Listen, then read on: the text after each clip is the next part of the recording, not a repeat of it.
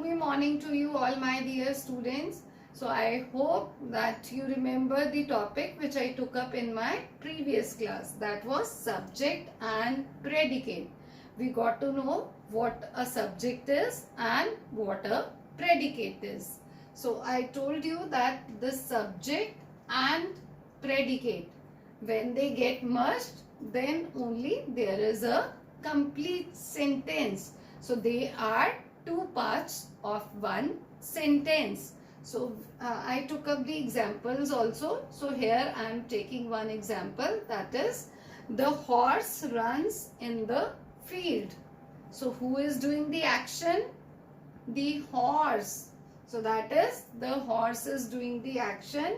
He is the doer of the action. So he is the subject. So the horse is the subject here. And rest of the part, let's talk about that. That is, runs in the field. So that is, this part is telling something more about this noun or a pronoun, which is the horse. So it is telling that the horse runs in the field, and it has a verb also in it.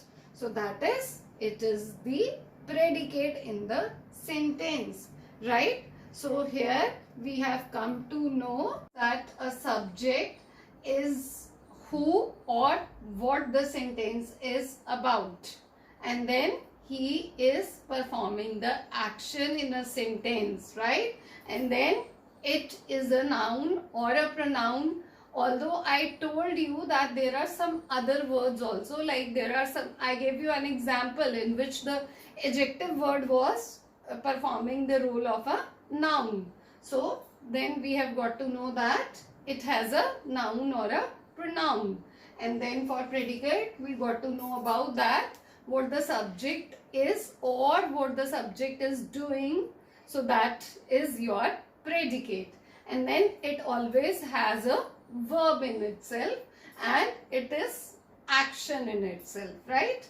So here we have got to know about all these things. So today we, and by that we got to know that the subject of this sentence usually comes at the start, or somewhere it comes at the end. I gave you the example where the subject was coming at the, in the middle and at the end also. So now here we will be talking about those sentences which belong to another category. We have just talked about the sentences, those were in declarative form, right? So assertive sentences we have taken up this by this time. So today we will learn up that how to identify subject in case of imperative sentences and in case of exclamatory sentences, right? So let's do it now. Subject in imperative and interrogative sentences. So here we have the sentence, brush your teeth, right? So here, are we finding any subject, as in, like here, what is the verb? Let's first discuss about the verb. The verb is brush, right? So brushing is involved to whom? Brush your teeth, but who is brushing the teeth here? So actually this is an imperative sentence. It is kind of a request or an order, which we covered up in types of sentences. So here, when you have the imperative sentences sort of, so in that case you will be deciding the subject as in what is understood there. So here, brush your teeth. By this sentence we are getting the idea that the subject here is you. So we will take up the subject as you here in this sentence. So here the subject is implied, it is understood, although it is not involved in the sentence, right? So next we will have one more example. Here we have another example, that is, keep silence. This is an order. So then even, what is it? A case of imperative sentence. So here again, there in the previous sentence we were getting the word your. So by that we were getting the subject you implied. But here keep silence, that again includes you, because this is even addressed to the person in front of you, person or persons. So in both the cases this is you only. So here even we will talk up this subject as you only, right? So this was the case of imperative sentences, and I hope that you are clear with this thing. So now we will cover up the case of interrogative sentence. You remember the type of interrogative sentences we have? Like we talked about that those sentences which usually have the question mark at the end are interrogative sentences. And there also we talked about that there are two types of interrogative sentences. So we will be taking up both those types of sentences here, where we need to identify the subject. So here we are taking it as, are the kids sleeping? So are you able to spot that what kind of interrogative sentence is this? This is actually the sentence which is starting up with a helping verb. So here the answer would be, either you may say it yes or no questions, right? Or you may take it as the questions starting with a helping verb. So in this case you will be finding out the subject very easily. You won't find any much difficulty in this, right? So here we will be skipping the helping verb, and then we will be getting the noun or a pronoun. So that noun or a pronoun usually is a subject, but we will more clarify it, we will recheck it with the question even. Are the kids sleeping? So here what is the verb? Sleeping is the word, right? So sleeping, who is sleeping? The kids. We are talking about the kids. So the kids is the subject here, and rest of the part is the predicate. That is, are sleeping will be taken as predicate, right? So here I'll give you one more example also. So let's take up, is Priya the best dancer? So here what we will be doing, we will be identifying the helping verb. So here the helping verb is. So we will leave this word and then we will find out noun or a pronoun following that, that is Priya. But again we will recheck it with a question. So here what is talked about in the sentence is Priya the best dancer.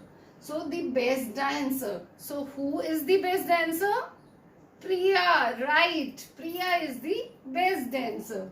If we rephrase it, if we reform the sentence by exchanging the words, so then we are getting the answer Priya. So definitely Priya is the subject here in this sentence, right? So rest of the part again will be your predicate. Is the best dancer. It is your predicate. I am sure that you are clear with this type of interrogative sentence. So now I will talk about the interrogative sentences which starts with WH word, right? So we'll move to that. That is, what is the color of this apple? If I talk about this question, what is the color of this apple? So here the sentence is not starting up with the helping verb. So here the sentence is starting with WH word. So what we will be doing up? So we will be thinking about that what is the subject here. So how we will be thinking about? With the question again. So that is what is talked about in this sentence. This sentence, what it is talking about, what it is asking about, it is asking about the color of this apple.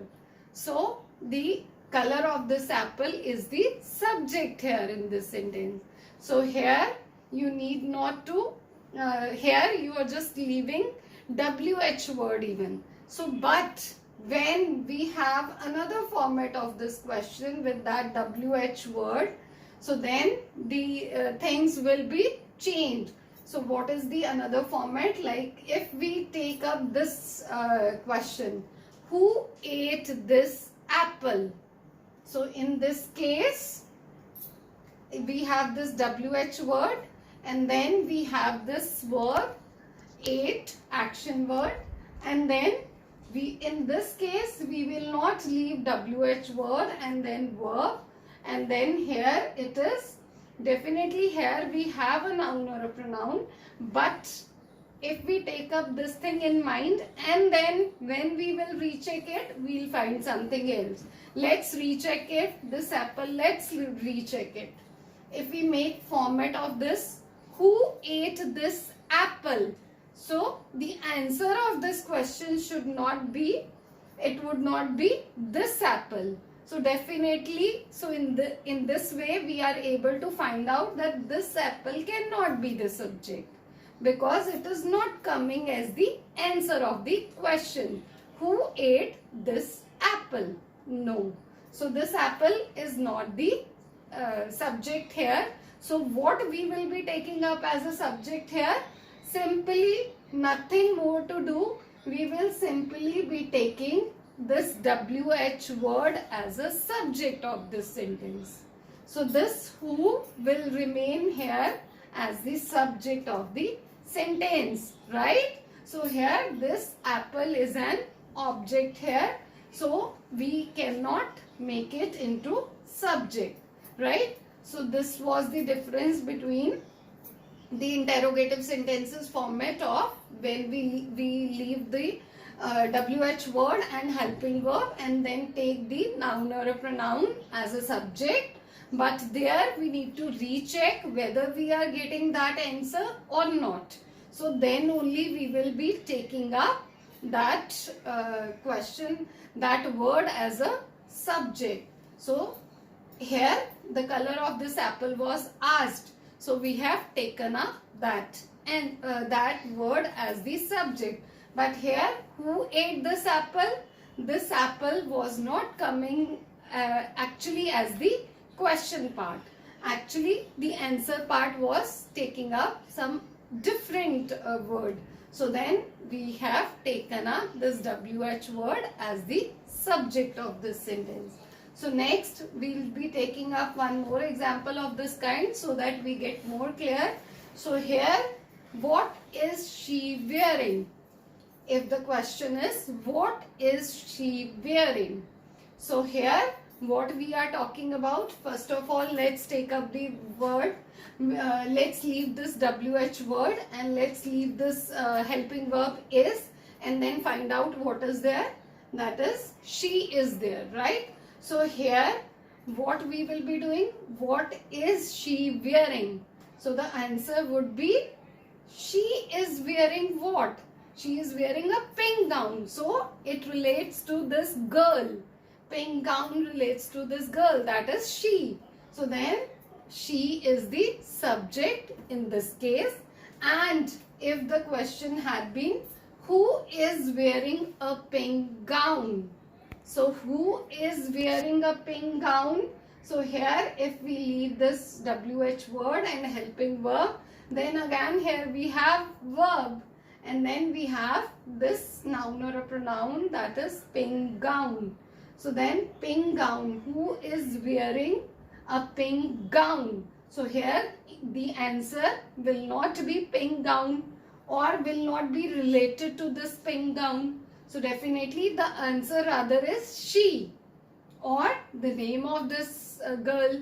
So then we will leave this pink gown, we will leave this word as, we will take up this word as an object and we will just take up who as the subject. So object will be carried on in the predicate, as I told you earlier that object is involved in the predicate here.